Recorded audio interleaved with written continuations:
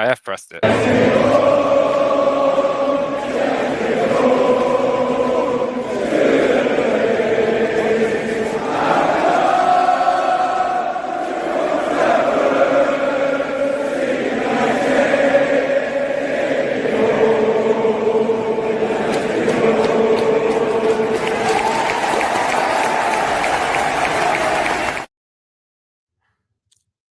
Good evening, good afternoon, good morning, wherever you are.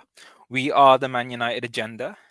Thank you for joining us again on this Monday football. You know, it's right back again around the corner.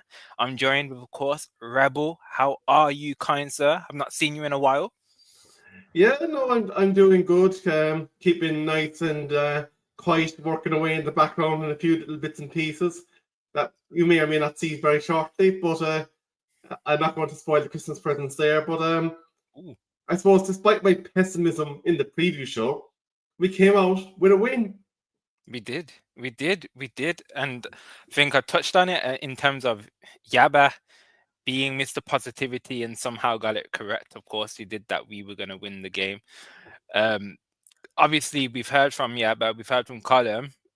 Your thoughts on the game, if you want to touch on it. Obviously, it's been a few days now since the conquest, the conquering at Selhurst Park.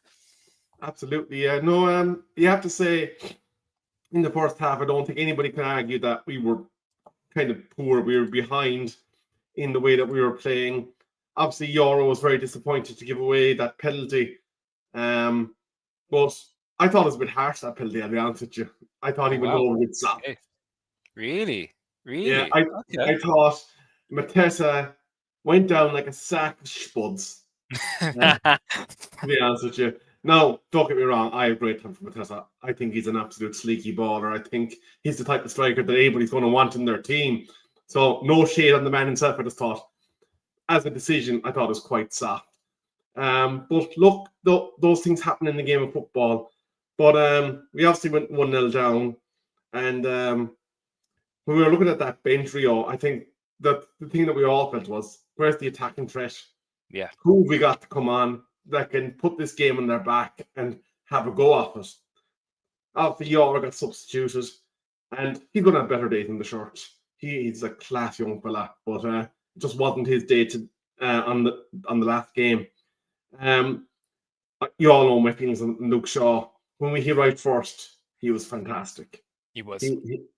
But those injuries are well and truly coming home to roost with Luke Shaw. And the sooner the likes of the Butcher or Maguire or maybe even Aiden Heaven come in and say, do you know what? This is my spot. The better for Manchester United Football Club. Diego Dallo, I do not ever want to see that young fella on the left. He cannot play on the left. I'm okay with him on the right because he knows what he's doing over there and he doesn't get absolutely shamed over there.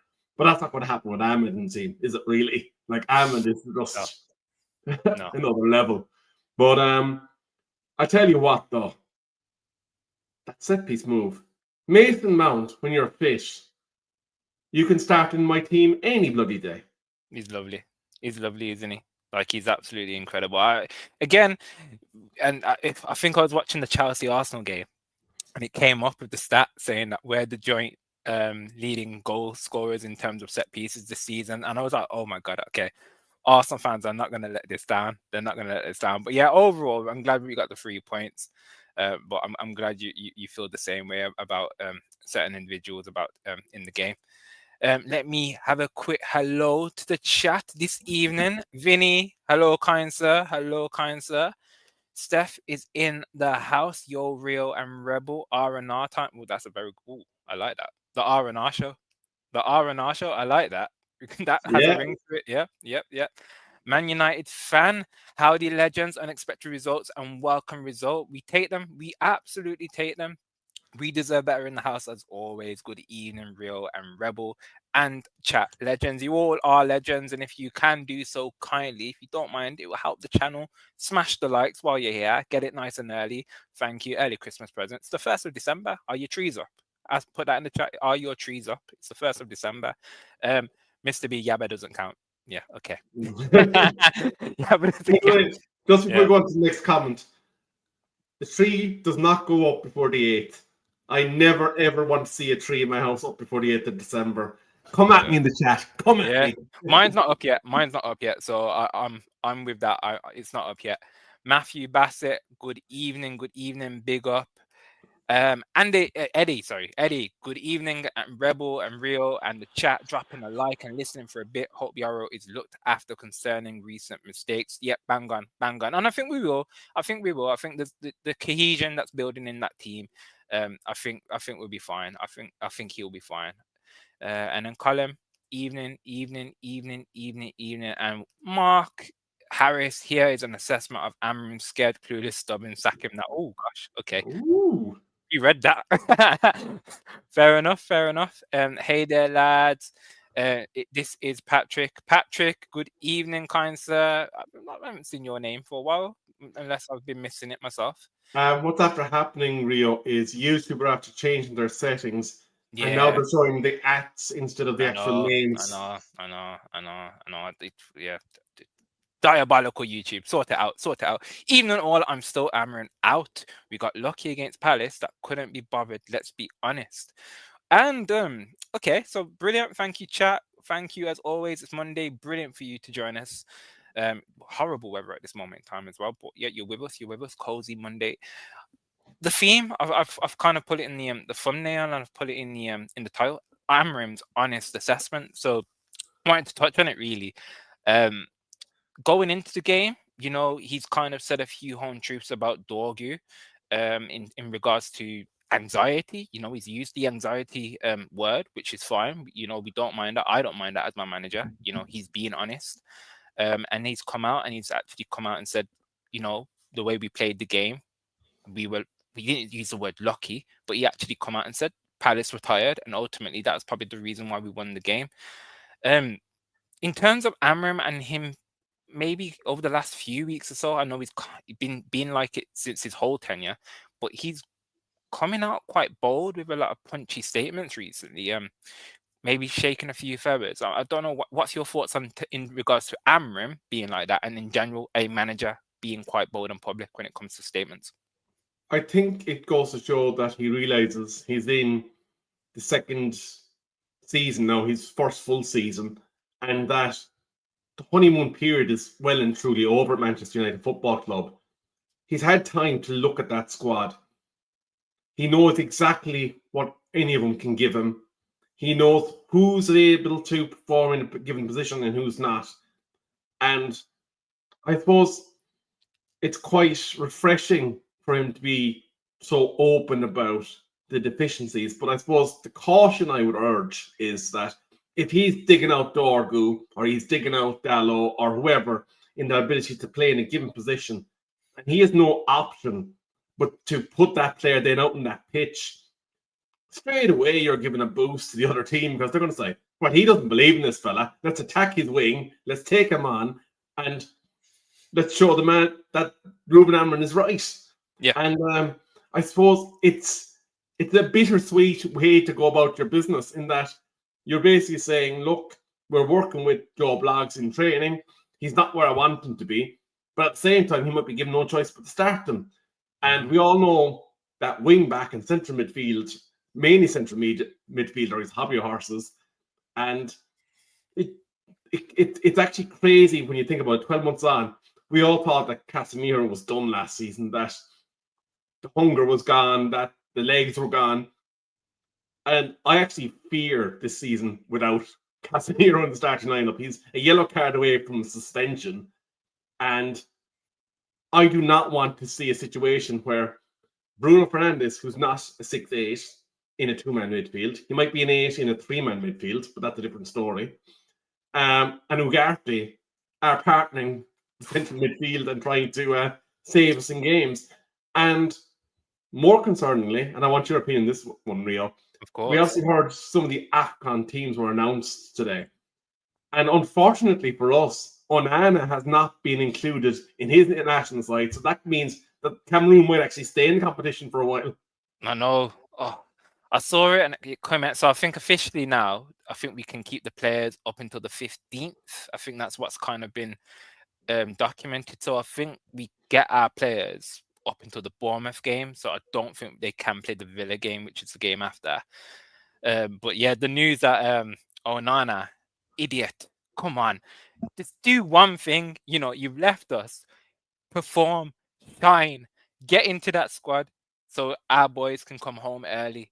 And he's had an absolute catastrophe, and he's managed to kind of flaunt us while he's still not even at the club anymore. So yeah, it's looking likely that they're going to get to the final and go the whole way, um, which is annoying.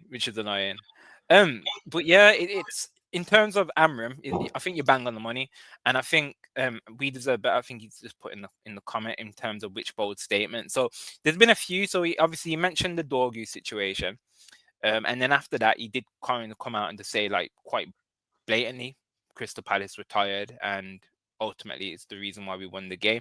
And in the past, Ten Hag, he used to kind of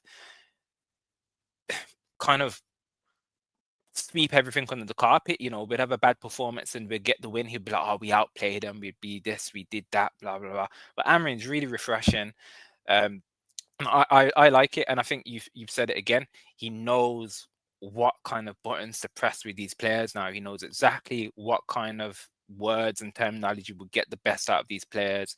And hopefully the Dorgu one, for example, there's been others, but hopefully the Dorgu one, he goes on now and performs. As you say, that midfield spot, that left wing back spot, it's up for grabs. It's absolutely up for grabs. And if Dorgu, he's 20, 21, if he wants that position, it's not as if he's got a lot of competition to try and grab that spot. It's definitely his for the taking. So he just needs to kind of, knuckle down. And I think Yarrow as well, maybe in the last hour or so, he's gone onto Instagram and he's made a comment about like positivity and whatnot. So yeah, he's gone online to do it. So hopefully the comments are not too harsh on him in regards to the post. I don't believe there will be. I think they'll be quite positive in terms of the comments in regards to his post, because again, he's a quality player. We know that the ability's there, and yeah, he just needs to move onwards and onwards. He had a bad game against as you say, a tough striker in Mateta, and Palace aren't no pushovers. And he did do some good things in that game. It's just Luke Shaw and De Ligt had a much better game, so they kind of outshined him. But it wasn't too much of an issue in regards to overall performance. So I'm quite confident with him going forward. Allow me to tee you up a bit in terms of the agenda, I suppose, for the rest of the show. Obviously, we've heard the comments about Ugarte not being the same player that he had at Sporting Lisbon. We've heard these comments about Mainu being in direct competition with Bruno for that second spot. He's kind of marginalised any competition, hasn't he, really, in the central midfield? And you do worry that, say for argument's sake, there isn't an injury that keeps Bruno out for 4 or 5 weeks, or something that keeps Casemiro out for 4 or 5 weeks. We're not exactly in a position where the next man up has the confidence of the manager. Yeah, it's a fair point. It's a fair point in terms of he's kind of already slandered the backup team already. So it's like it's kind of shooting yourself in the foot, isn't it? It's kind of like, okay, you're my first 11. Just to let you know, backup team, you're a bit rubbish. I don't fancy you anyway. Kobe, I'm going to bring you on for 2 minutes here and there. You're not going anywhere. So it's a weird one. It is a weird one, but ultimately, I like the fact that he's hung his laundry out. We know exactly what he wants. The board hopefully knows exactly what he wants, and a lot of managers do this in terms of they'll make decisions on the field to kind of prove a point. Sometimes it is to the detriment of the team. Hopefully, he's doing that in a way where it's not costing us results. It'll be interesting to see what happens with these thick and fast coming games. Now, obviously, we got the Thursday game.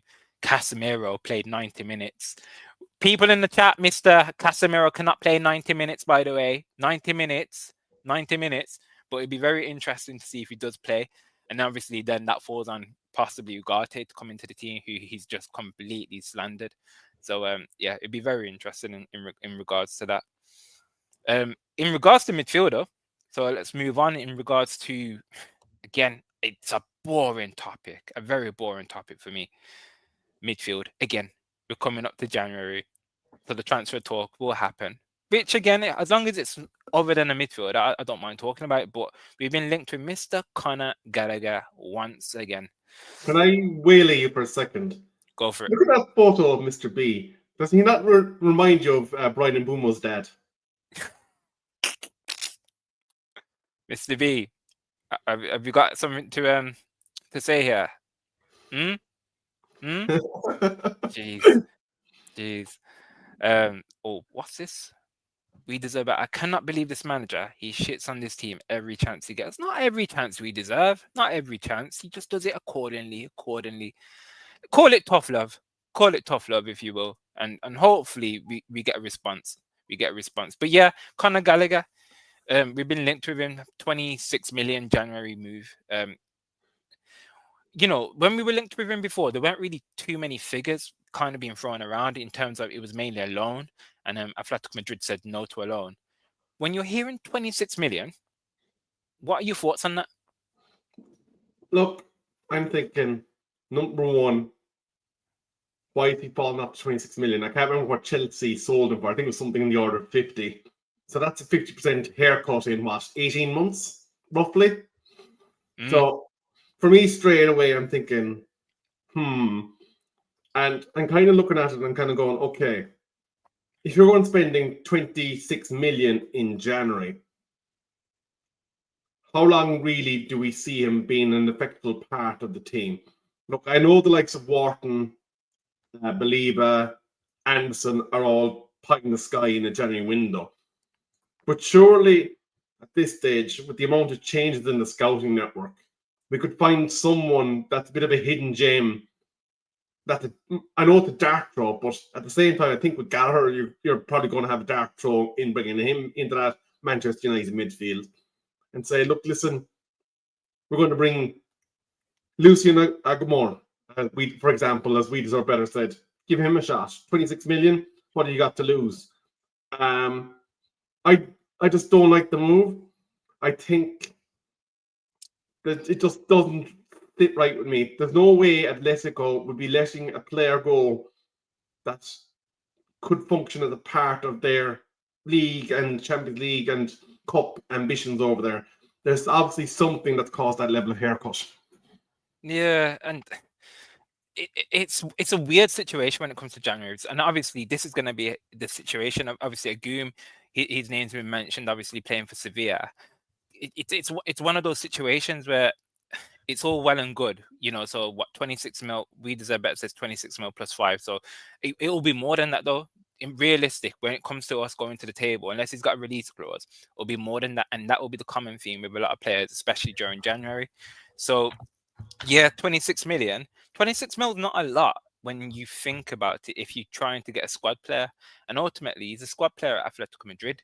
I think he's only played 190 minutes this season, and I think he's only started 2 games. I could be wrong on that, but I think he's only started 2 games and a lot of sub appearances. So again, 26 mil. He's a box-to-box midfielder. He's more dynamic than a lot of the players we've currently got, so he would improve the team overall. So I wouldn't mind it. I genuinely wouldn't mind it. You know, if it means getting him or going without, then I would rather have him. And again, I know we can have this fun idea of throwing out different names. I would love different names. Is this his stats?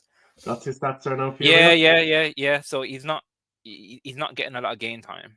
90 minutes, I think. I think the last game was his first 90 minutes of the season. So he's a box-to-box player, and we need that. So I would absolutely take it. Chat, what are your thoughts? Obviously, there was some mixed views. Chat Sports, he said that he's a good player. Vinny saying we need players with more than 90 minutes under the belt in each game. But well, he conveniently last game had 90 minutes in him. So unless that hits the criteria, Ruben Neves on loan, Premier League return, but that could confuse our current Portuguese contingent. Agume is thought to have a release clause of 40 million euros. Arsenal are sniffing around him. Yeah, and again, we deserve better. I love the fact that we do, as a community, we do our due diligence. I wish we were scouts for Manchester United, but it's not Football Manager, it's not FIFA at the end of the day. So we will always have these names and brilliant names like that. But are the club um, looking at these options? I don't think so. I don't think so. And we've been scouting these players for a while, so a lot of these are going to be from players from yesteryear that we've been looking at. Who's Just this? like comparison, that's a Gume stats this year with Sevilla. Yeah, yeah. So to be honest though, it's not like I wouldn't say that. If you said to me these are two different players, I wouldn't really be screaming out loud in regards to Agume. So I'm not really. I like the shout. I like the shout. I just don't want us to fall in that trap of just kind of listing different names because we could be there, all day because there are loads of players. I I think suppose it's just the ones that we've been scouting, and I think it's the easiest link to get in a short frame. the key differential there is when you look at the starting 11 percentage, 64%. So he's starting almost 3 out of 4 games Yeah, for them in La Liga, and the minutes percentage as well. There is he's got the 90 minutes in the legs because he's played 63% of the available minutes this season. So he's obviously a key part of what's keeping them ticking. I suppose if you're looking for someone that's kind of ready to rock and roll in January, he's obviously going to be further along his fitness journey than Conor Gallagher. yeah, and that's true, and that's true. But again, I think it's because I don't believe this signing will be the be all and end all. It's not going to be a main centre mid going into next season. It's gonna be a stopgap guy. And do we want to get a player like a Gume where I think you just need to envision this player that we get in January isn't going to be the main guy. So Colin, obviously, me and Colin, we've got a fondness for Stiller. Stiller is a top juggler, top player. But that's a summer signing. That's an absolute summer signing, and I'd love us to go for it. So I think we just need to get a stopgap. Real Man United have been monitoring him for the last 12 months, and Sevilla might accept lower offers if the player wishes to make a move. And again, that might be true. It might be true. I can't do it. I just can't in terms of not him as the player, just us throwing out random names that we want. I'd rather wait for us to be linked and then see what comes to us and then we can talk about it. But I Is get it. I get it. is the more realistic thing to do then, rather than blowing 26 million buying Conor Gallagher? Would you say, look, listen, loan with option? They've said no. They've said no to the loan. They've said no to the loan. They've absolutely shut it down, unfortunately. So yeah, the thing is, Conor Gallagher's not like some peon. Like he's not rubbish. Uh, there is a player there. There's a reason why if Diego Simeone's wanted to play, there would have been something there, and it's just not worked out. That Atletico Madrid team's a hard team to get into. They've got a really good midfield, they've got a good attack, and Diego Simeone, he doesn't chop and change his team. So once you're in that team, it takes a lot for you to kind of fall out of favor, and he probably just didn't break into the mold. So I wouldn't say it's a detriment to Conor Gallagher. I think it's just he's tried his luck, he's tried something different, and it's not worked out in a very very stubborn manager and a stubborn league. In a different league as well, in a different country. So yeah, I don't mind it. We'll have to see. We'll have to see if the snowball kind of ripples on in regards to it. But hopefully we get linked with other names now. So obviously Gallagher's been the name for today. There might be another name tomorrow. We might get the Belabor name again. But I've kind of fallen out of favor with the Belabor talks. To be honest with you, he's kind of every performance, every day that goes by, his value is just dropping and dropping and dropping and dropping. Quick one on Belabor. You still kind of touching that one, or I've cooled on him. I still think there's a player there, yeah, but I think now if you're coming to the table next summer, he's probably the third choice behind Wharton and Anderson at this stage, because we've seen a level of consistency from those two gentlemen. Now, I am going to give him the crutch of the fact that his preseason was a bit jumbled by injury and whatnot, and obviously the speculation would affect any player. when they thought they were getting their dream move. But if United were to go back from now, I would say it's probably at maybe 50% of what I was willing to go with Yeah. in terms of a package last year. Because I think we need to see the player operating to the levels that we expected, the engine. In terms of January, I think we really need to explore the loan market, especially if we're not going to be committing to that player as even a functional squad player beyond the summer. It's kind of a dying and dash. I don't want to be spending whatever ridiculous amount of wages that we'd have to put over to get Conor Gallagher to come back to England and say, look, listen, Conor, thanks for that. You're done here now, kid. We're bringing in Wharton or some Wharton equivalent. We're bringing in Anderson or some Anderson equivalent. Yeah. And you're going to be sitting on our bench next year. And we realise you're probably going to throw your toys out of the pram with the fact that you're not going to get game time. I think, realistically speaking, I'm looking at a loan at striker and I'm looking at a loan at midfield as our action for January. And I would be then maybe saying, if we have a few quid, maybe throw the 15, 20 million at a wing back, because I think we have problems on the left-hand side. Interesting. And so obviously, kind of you move on to the next subject, to be fair, which I had lined up, and which is Cunha.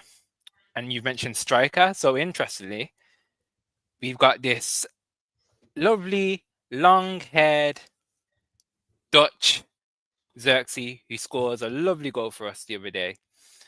Finally get some game time. His performance against Everton wasn't the best, but I did say, and I know many have said, it was probably just down to rustiness, minutes, play into the game. There's a player there, plays against Crystal Palace and looks a different player. Looks like the player that we saw last season that had a few chances. Obviously, same again, first half wasn't the greatest, but, he was still getting involved in the build-up. I probably would have said, you know what, we need to go and get a striker. Shesko's out. We don't know when he's fully going to be back. Cunha injury, Mbumo AFCON. But obviously the news that Cunha is back in training, so I think he'll be available on Thursday, should be fine. Shesko, I think, will be back sooner than what we first anticipated. And now we've got Xerxes off the back of a goal and Mason Mount. In terms of when it comes to our game on Thursday, how do we line up? What would you do? Well, I think always in the back of my head when it comes to Josh, it's a thing that he said when he arrived at Manchester United Football Club, that he's not a striker. He prefers to play in behind the striker. Mm-hmm. So that, for me, places him in the fight with Mbumo, Cunha, Mount, Ahmed, when he's pushed up there at times, for those places in behind the striker. And in terms of Thursday night, West Ham, I think it's clear that he has to start Joshua Xerxes, keep his confidence going. You're going to obviously start Boyne and Mbumo, because we need to get as much as we can out of him before he departs for AFCON. And you have to start Mason Mount. I think it's beyond doubt that he starts. I don't know if he will, I have a feeling he won't. I hope he does. I have a feeling he won't start Mason Mount, and which will piss me off, I'll be honest with you. But you're right, he should. He should. Based off the I don't know. Just keep the confidence, exactly what you say. But I think he might throw Cunha back in. But I don't think he should. I agree with you. I don't think he should. Well, I suppose it depends on where Cunha's at in terms of that blow that he got. Maybe Josh is going to be the sacrificial lamb, and have the more kind of aggressively attacking players on. I presume Tequila's talking about Gallagher. You might just confirm that. Possibly, I think so. Who they get linked with every day. We won't. I actually wouldn't mind taking him off your transfer talk hands, Tequila. So I genuinely wouldn't mind seeing Gallagher at the club. We deserve better. We have included yesterday 3 games in 8 days. He can rotate players, won't mind. And again, I suppose, it's a weird situation, because I would normally say, we've got an easier game. It's West Ham at home. But I thought that about Everton, and that went to shit. So it's kind of like, do we keep the same team, or can he afford to rotate with players that he doesn't fully favor? And again, going back to it, that he's kind of just shot in the foot. I'm just going to address this very quickly. Alison Becker 2.0. We fully aware of where we stand as a football club, but 400 and something million, and you were chatting balumbas at us. Excuse me, Arnie Slot, or as some of the Liverpool fans are now talking, Arnie, stop. Please, Arnie, stop. Well, they think they're back now. They think they're back. One win against West Ham. They think they're back. Let's calm down. Let's calm down, Liverpool fans. Yeah, like 2 Premier Leagues in 30 years. Mador. Yeah, yeah, exactly. I don't think we can assume any game anymore. The Premier League is so stacked with talent across the board. Exactly. And West Ham won't be an easy game. It won't be. I can't say any game's going to be an easy game anymore. I can't. I will predict us winning games, but to say it's going to be an easy game, I won't do that. I won't fall for that trap. I won't let these players do that to me. And you Rebel, you shouldn't let them do it to you. You can't go into this game with this yabba mentality. Oh, we're gonna no. But I will still say we'll win games, but not in terms of, I can't say we're gonna batter teams anymore. I just can't. It sounds silly to do that anymore. But come Thursday morning, I probably will wake up and I'm like, you know what? We can batter them. We can do it. But teams are dropping points. I was speaking to a Liverpool fan this morning, and they think they can still win the league. And I looked at the table, and even though I wanted to mock them, I was like, you know what? You're 9 points off in this league. Anything can happen. And same with us. Obviously, I don't think we're going to win the league, but in terms of the top 4, top 5, we can absolutely push for it. We just need to be consistent over this festive period. And if it means playing teams that are tired and it means we get the win, I don't care. We should absolutely take advantage of that. What do you think? Yeah, absolutely. You play what's in front of you. Like, if you can get into a position where you're getting Champions League football next season, or even Europa League football, that's extra money in the coffers that you can then utilize under the PSR rules to address your squad further. The one thing I will say, and we've talked about it in regards to Arsenal in the past, when they were in positions where they could have taken on the league, they just needed to buy that striker, or buy that central defender, or buy that missing piece that could have taken them that last 15-20% of the way. If Manchester United find themselves sitting in a position where Champions League football is even 60-40 against us in terms of getting there, you have to kind of go, do we leverage the summer window? Do we say, right, lads, I know if we got this guy in the summer, he'd cost us 20 million less than he would in January. Do you gamble? Do you take that moment of mad and say, if we bring him in now, could he be that missing link? Obviously, injuries could play a factor. That's always going to be one of the things that'll happen in football. But do you say, do you know what? Bring off the summer window. Let's get in those 2 midfielders in January and give ourselves a bit of a secure base where we can say, look, listen, all we need to do is get whatever number of points between now and the end of the season, and we're in European football, and that pays for our extra overspend that we would have done in the outlay of transfers.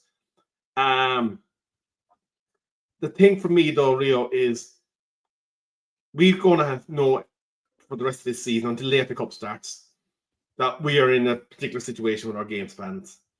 Obviously, the Christmas window is obviously always going to be thick and fast. We know that there's going to be a few extra games, midweek game weeks, all that kind of crack. And do you know what? That's part of the enjoyment of the Christmas period, because you are accelerating your football.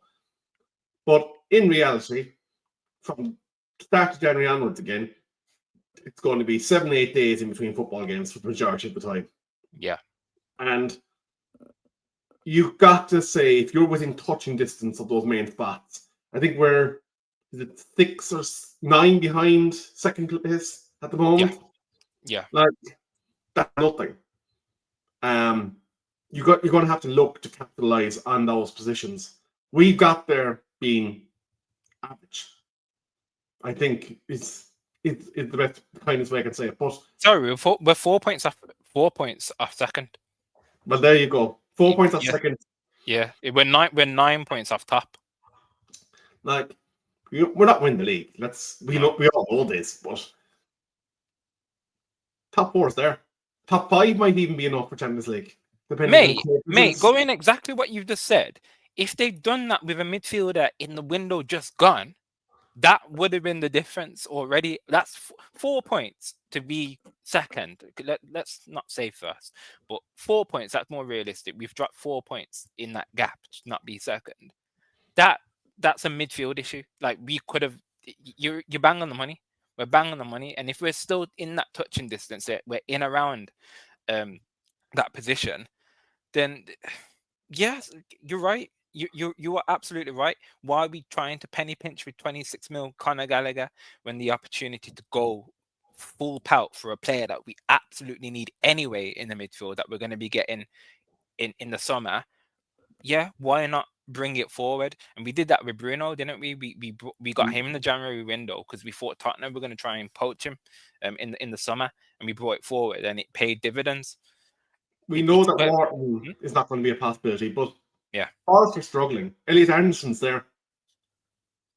Bang on, it's bang on. But again, I don't know if Winios will do this. I'm not too sure. I don't know if they've got a set structure already in place. Maybe they've already not. And this is the thing. If they're doing what every other club does in terms of having their targets set out accordingly, then it might be that they're not going to budge and they're going to probably, they've said it, I think they're going to, what's the saying? They're going to walk to the finish line instead of run and make the wrong mistakes. Something along them lines.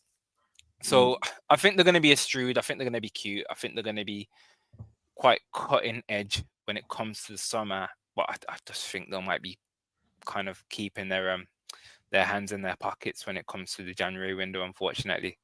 I just want to share this with you because one of our colleagues has been called the Grinch of the United Agenda, Mr. B, and I believe this is on the way to his house at the moment. Oh God, yep. The Grinch, the Scrooge of the channel, Mr. B, bar humbug himself, wasn't most pleased. Well, he was obviously happy with the win the other day, but when it came to talking about our future games and obviously the game on Thursday, he wasn't best positive. Scrooge, Matt Dock, everything. Yeah, he wasn't happy at all. He was not happy at all. We deserve better. Have a look at the stats for Conor Gallagher in possession, in short passes, in defensive actions, in taken. They are poor. But again, we can't just keep always looking at the stats, obviously, because I get what you mean. We deserve better. I do get it. But compare them to what we've got. That's what you need to do. Compare them to what we've got. Yeah, and that's what you've always got to try and compare them to. Again, if you those stats will be individually, they'll look terrible, and then if they're going off metrics compared to bloody Pedri, then it's not going to look good. But compared to what we've got, I'm guessing it's going to be an improvement. And again, it's just bolstering that midfield. It's adding bodies, and at this moment in time, it's probably what we need. I'd like to touch on a final topic. And it's a bit of a positive one, but then it goes into a negative, but it might end on a positive. I'd like to get your thoughts on it. So obviously, Bruno Fernandes, he's kind of become a very maverick kind of player for us. Very, very hit or miss in terms of his opinion in the fan base. But it's mad to say this, but he now has more Premier League assists than Paul Scholes. He's a top talent. It goes without saying. And he creates chances for fun. And, I know it took Mason Mount to put the ball in the back of the net. So it's not, people are saying Bruno was genius with what he did. But the one that he did to Xerxes was probably better. But he then goes on to say this. So obviously, brilliant stat. And he's come out today. And this has come out. And I'm not going to read the whole thing, of course. But it's mainly the top line. I think football is now more and more robotic. I'm not saying I'm not saying it's never bad to lose the ball. The longer you have it, the more you can do. We all differ, and if my main feature is taking risks, the last pass, trying to assist, and if I don't do that, I'll become a useless player. It's my greatest feature and I can't lose it. And then he goes on to explain if Neymar stopped charging at forwards, his talent kind of diminished because he got told to not do that. If Ronaldinho was this type of player and he got told not to do that, Paulo Futre, etc. He said, we've lost that. We've lost the essence of players. If a player is good at that, then why take it away from him? Each player has their skills.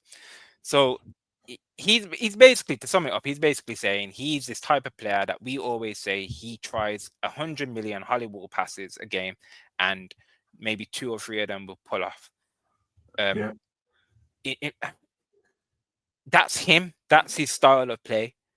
Do you agree with him? Do you agree that the game's kind of like being taken away in terms of flair, creativity, and we're kind of putting players into these positional, structured shapes and sizes, and we are losing that flair?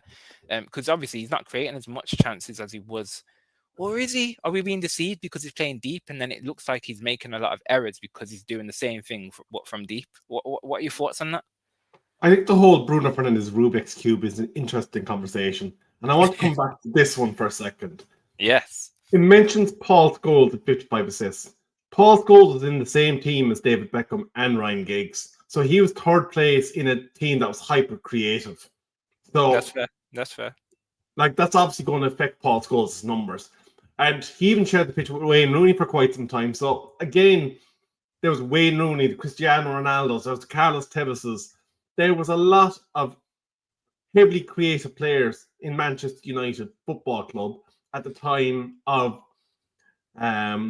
those other teams.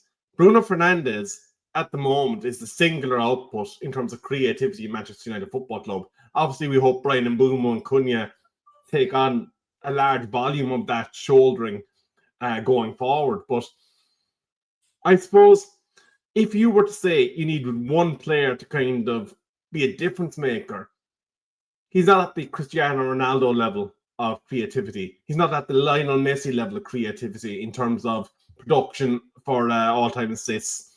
He's not in the same level as maybe a Bukayo Saka with assists, or looking at some of the more recent United players. Valencia was always well capable of putting in a decent ball. John O'Shea was always well capable of putting in a decent ball. I think when you look at Bruno Fernandes, he's what I would call a luxury player that would probably be performing at a more optimum level in a team that is more stable. Manchester United Football Club as a whole, in the way that we set out our squads, affects his numbers. If you're putting in a ball to someone that can't finish their dinner, you're not going to get an assist.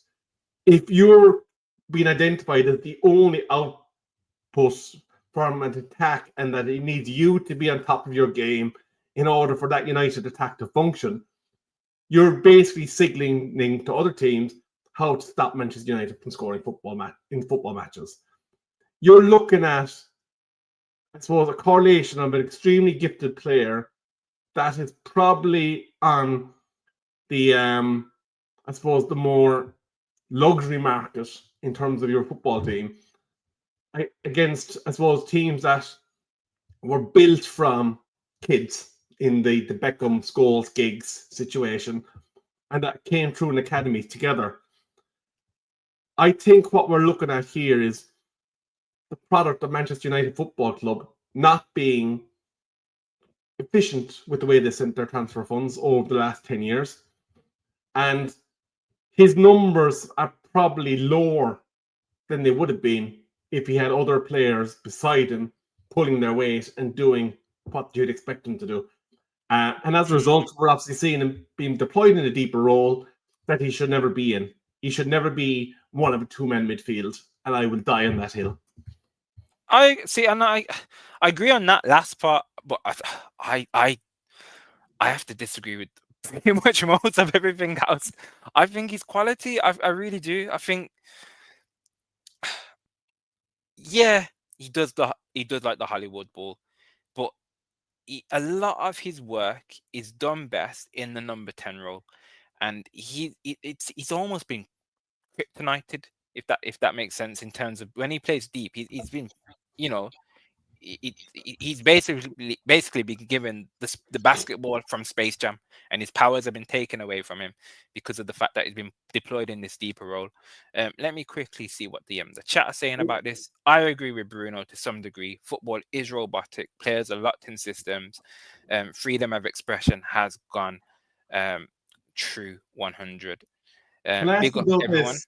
You said you don't agree with a lot of what was being said, but if Bruno Fernandes is coming into a squad that had, we'll say, the likes of Keane, Scholes, Beckham, and Giggs around, he's obviously going to be more productive because Yeah, the level definitely. of the players around him is going to be sufficient to allow him to do what he needs to do. And what I'm saying is that Bruno Fernandes' stats, though impressive in their own right, are probably a lot lower than they would have been if he had those other more gifted players around him. At the same time, though, that then answers the question. If he had gifted players around him, like strikers, his levels and stats might be better because they'll be finishing more of his passes. But I get what you mean. There'll be more players around him being more creative as well. So he wouldn't have to be doing it all himself. So then the numbers would be shared. So I get that aspect. But if we had he's been dealing with rubbish strikers for the last 3 to 4 seasons. Obviously, we had Ronaldo at one point, which was he was putting him in. Cavani for a certain extent, but for the last 2 to 3 years, he's had to deal with what Weghorst. He's had to deal with Hoyland. He's dealing with Shesko at the moment, who's kind of struggling. But I won't. To be fair, it's harsh for me to put him in that same kind of sentence. Um, yeah, I think that's why I call him a maverick, and I think that's why he's kind of in and out with different people. I think he's a top quality player, and I adore him. I adore him, and I just hate the fact that he's being played deep because of the fact that he's making me dislike him. Imagine going into work and saying to the boss, "I know I turn up late, leave early, and do half ass job, but that's my style. He's not Captain Material, as Roy Keane would say. He's a big baby." At the end of the day, like, you know, Baby. Bruno is having a swipe at Amram. I don't think he's having a swipe at Amram. I think he's just talking in general. He's talking about his style of play. We brandish him saying that he tries this, he tries that. But I think he's trying to perform a role for the team. At the same time, yeah, I agree. He shouldn't be playing in this deeper role. He absolutely shouldn't be playing in this deeper role. Maybe he's probably thinking selfishly, and Bruno is entirely selfish. He wants to stat pack. And I've not even read this. I was literally going to say that. I feel like maybe he's actually seeing his numbers stagnate a little bit and thinking every time I contribute, my stats are going up. I want to see him play more advanced. Will we see this happen over the Christmas period? Probably not. Probably not. Probably not. It's more likely that Kobe Miney will get game time than it will be Bruno Fernandes who gets played in the number 10. I'm going to put this out there, and I know I'm kind of conscious that I'm probably after taking us towards the end game, but I think Kobe Mano could actually end up leaving in loan January. I think he's going to be say, look, boss, we're getting Enough now. nowhere. World Cup year, and if I'm going to have any chance, I need to go out and I need to be playing football, so I need to go. And And I think he should. I think he should.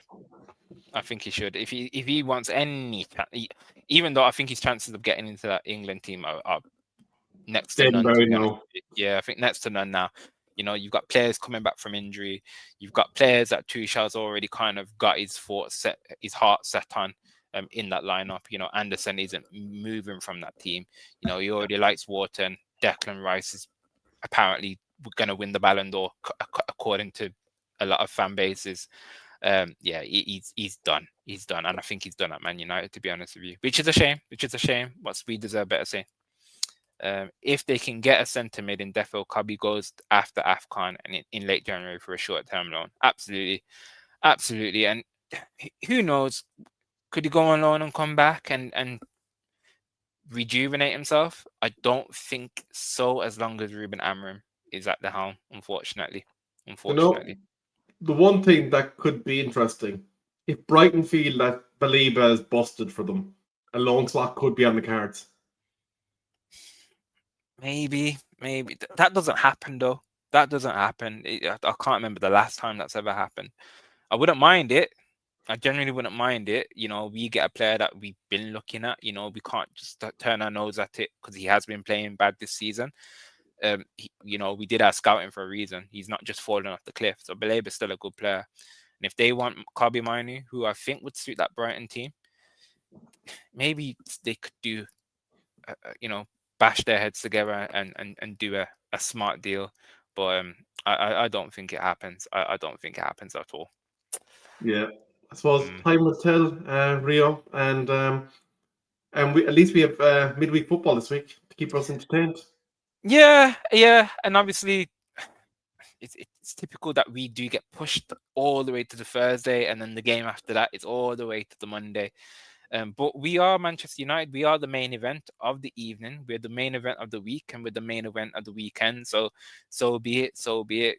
Everyone will get the opportunity to watch us on their own or on our own without any disruptions. Quick one before we go. Any last words from you, Rebs? Yeah, just a couple of things to look out for. Obviously, tomorrow will be some element of a news show. I'm not sure what the topic will be. That will be dictated by what comes into the papers.